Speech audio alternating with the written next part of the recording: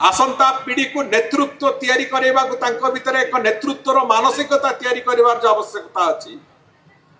सेटा तैयारी हेले विकसित ओडिशार जो गतिपथ से गतिपथ मसृण हब से गतिपथ श्रृंखलित हब आगामी पीढ़ी समाज रे जने सम्मानित मनीष भाव रे केमती ठिया हब ताको तैयारी करिवार आवश्यकता अछि समाज रो सेवा करिवार परिकल्पना ता मन रे तैयारी हो से कथा को भाबिवार आवश्यकता अछि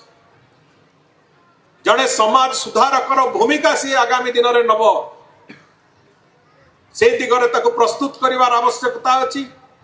एवं विशेष करिकि समाज को नेतृत्व दबार जो शक्ति एवं भावना जोटा को हमें लीडरशिप क्वालिटी कहूचे से कथा भी शिक्षा सहित ता भितरे भरिवार आवश्यकता अछि।